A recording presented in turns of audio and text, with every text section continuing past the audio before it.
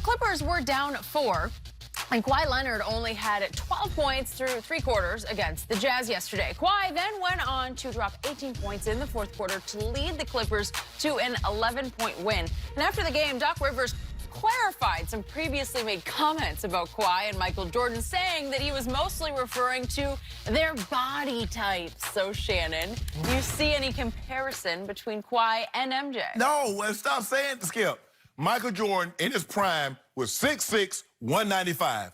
Kawhi Leonard is 6'7", 230. Yeah. That's like saying, well, Ed Too Tall Jones and Calais Campbell are the same. Just because they're tall, that doesn't mean they're the same type. Stop. I think in '98, that last year in Chicago, I think he's more 215-ish. Maybe 205, Skip. Now, maybe 215-ish in Washington. Maybe. Maybe 220. For different reasons? Maybe 220 in Washington. Yeah. Skip, look. You can't just say because the man got big hands, okay, Jordan. Really? Skip, did you do? You know what, look.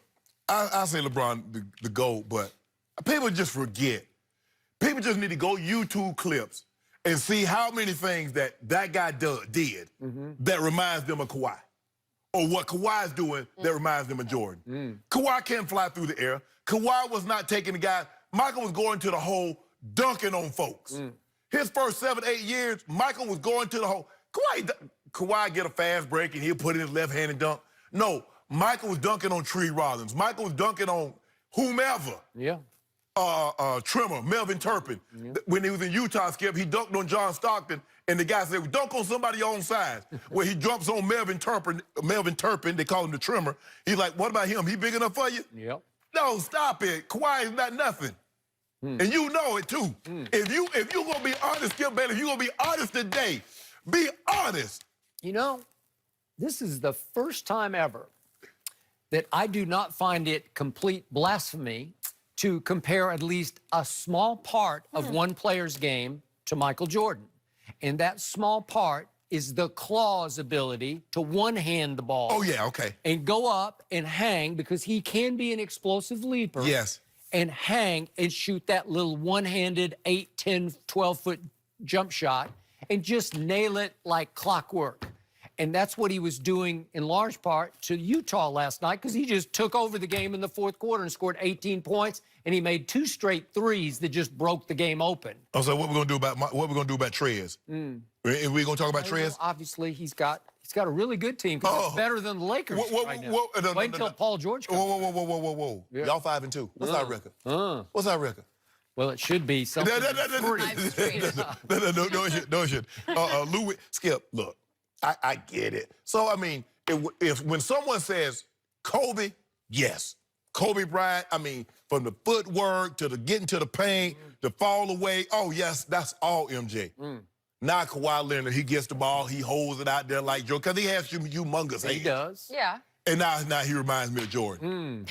But guess what? Doc's original comments about how he was Jordan-esque, Jordan-like, that's why Kawhi signed with the Clippers, because he was he was in awe that Doc would say that about him. So we should have lied to him. Guess what? It cost Doc a bunch of money because he got fined for those. So we should have lied to him. Yep, you should have lied to him. We should have lied. Hey, Kawhi, you Jordan. Yep. As a matter of fact, we're going to give you 23. Yep. There you Stop go. it, Skip Bayless. You know good well that man don't remind nobody of no Jordan. Boy, he looked pretty Jordan-esque in the 4th quarter. I don't know. I'm still not convinced about his ability to make the last-second shot, the shot of the game. Not sold on that yet, but man, when he gets Paul George back, you are.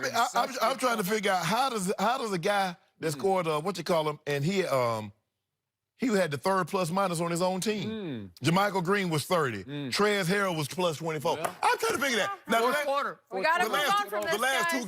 two games, Bron. 4th quarter took it over. 15, plus 15. Wow. Enough that of was the LeBron comparison did. for LeBron now. disappeared last night in the 4th quarter, and Kawhi took it over. And he reappeared Enough with a of dude. those There two we for go. now, because it's Monday night, which means Monday Night Football. And Skip's Cowboys finally back in action. They're taking on the Giants. How confident is Dak and company? That is next. Shannon, should Bill Belichick take any heat for letting his son call the defense? No, because he didn't take any heat for the first 8 games. They was on his historic pace. This is what normally happens. If you have what people think are a great offense or a great defense, and it struggles, what's the first thing? is this the right man for the job? They said that when Freddie K was making all them calls last year, Freddie K was good. Skip, Mike Shanahan went through the same thing when he was in Washington. Kyle Shanahan was calling plays. Kyle Shanahan was probably 31, 32 years of age. Kyle got his first offensive coordinator job at 28 when he was calling plays for the Houston Texans under Gary Kubiak, who got his start up on Mike Shanahan. And I get the nepotism thing, Skip, but at the end of the day, can you do the job? How old is Sean McVay? Should Sean McVay be calling plays, Skip, at 31, 32 years of age? This year, that becomes questionable. Go ahead. No, That's a good point. No, it's just because Seattle's playing out of their mind. Look, he's been in the organization for like 7, 8 years. He was an assistant, and then the last couple of years, he's been the safeties coach. Yep. And so there's a gradual progression. Most guys, Eric Mangini started that way. Josh McDaniels started that way. Normally, Skip, they don't bring guys from the outside and give them titles. They promote from within. And so this seems to me like a promotion from within. But I can get it. You know, they've been giving up average 14 points a game. They've shot a couple of teams. Then you give up 30 last night. So for me, no one should be concerned. Coach, I trust Coach Belichick. You didn't have concerns when they were shutting people out, when they was average giving up 6 points a game. Nobody raised an alarm. But now they give up 30 in one game, and not everybody's concerned. So no one should be concerned. Here's why I think they should be concerned is because Belichick tried to slip his son into the coordinator position and the play caller position under the radar.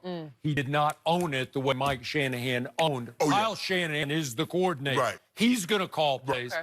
And I don't know why from camp forward he just didn't say, because he's Bill Belichick. Right. Just say it. Just say, my son Steve, he's ready. He's ready for this position. And if he's not ready, so what? Okay.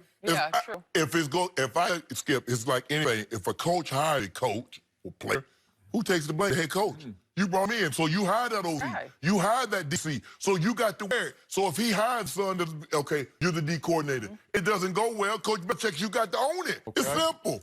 Now he's the stealth coordinator because not until CBS's game a week ago did they start to focus on him on the sideline and slow it down a little bit to say, is he speaking? It looks like he's covering his mouth and speaking when it's time to call the defensive signal. Correct, right? Yes. So it's really only been 2 weeks of this.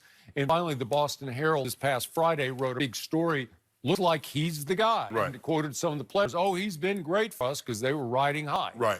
But the 2 games that we know he called plays for and coordinated were the Cleveland game and now the Baltimore game. Right. And I got to tell you, the defense got gashed on the ground in both games. Right. They got away with it against Cleveland because they won, 27-13. Right. And yet, all of a sudden, Nick Chubb was running wild. He got 130-something, and they had 159 total. And they gave that, well, I give them, Coach Belichick gave that lame excuse. Well, I give them like 4 or 5 plays, and sometimes the players. Yeah, Skip, he was giving an excuse like he was letting them call the plays. Really? You know, sometimes, Skip, if the play don't get called in, the defensive coach is like, okay, we're going to play this cut. Let's go ahead and play this coverage here and move on. But as far as just like, okay, we got 5 or 6 actions, that doesn't happen. Yeah, and Coach Belichick, who wants control over everything, is going to give up control? I think it was about 3 weeks ago that Steve was asked, how much are you contributing to play calling? He said, not at all. And it looked like Gerard Mayo was the new coordinator during camp, during the early season. It looked like he was calling the defense. So I don't know if Gerard's real happy about this. But here's the thing, though, Skip. The difference is Steve has been in the organization for like 8 years. This is Gerard Mayo's first year as an assistant coach. Okay. No, that's true. He's fast-tracked up. Right. Oh, yeah. They're about the same. I think Gerard's 33 to his 32. Steve Belichick. Right. But now you got all kinds of new bye-week soap opera because we also heard last week Bill Belichick say, well, that thing that I said about I'm not going to coach in my 70s, he took it back last week and said, well, now that I'm closer to that age, I may go forward.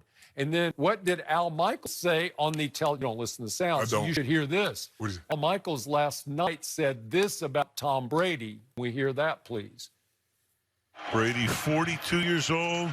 You know, he said he wants to play until he's 40. I told us last night, you know what? I feel good enough to play 5 more years. We'll see. 5 more years. So all of a sudden, in fact, I predicted this last week off the Belichick. I said, watch Brady up his ante. They're going to go back. So now 47. 47. So Belichick's saying, I'm going to coach into my 70s. Tom says, well, check this. I'm going to play until I'm 47 now. Coach Belichick Right? said, you know what? Now that I think about it, I think I'll be here till I'm 80. Yeah. And they're going to keep going. And pretty soon you're going to have an 80-year-old head coach and a 60-year-old quarterback. 60-year-old quarterback still vying for authority, Exactly. right? For control of the franchise. But I think that, Skip, look, this happens. Skip, we know how this works. Okay. Gary Kubiak I played with Kube as a player. He was my offensive coordinator. He got started under Mike But, he was just a backup He quarterback. was just a backup quarterback, yeah. Okay. Kyle's on his staff. You don't think that was a favor?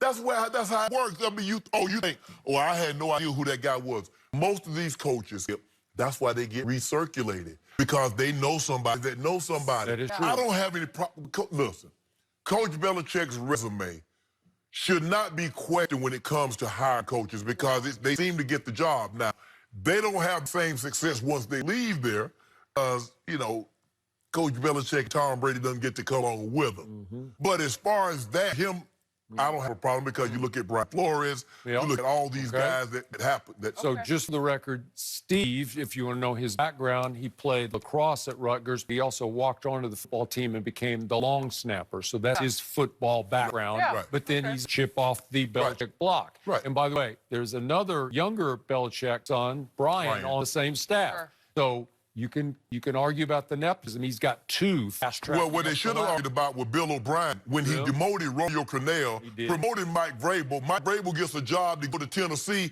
and then they re-promote Romeo Crennel. That's what you should be upset about, not what Coach Belichick doing with his son. Well, this will be questioned in Patriot Nation. Of course. After that performance. We got to move on to Kawhi, MJ, and the comparison. Is it valid? I'm curious where we'll go here.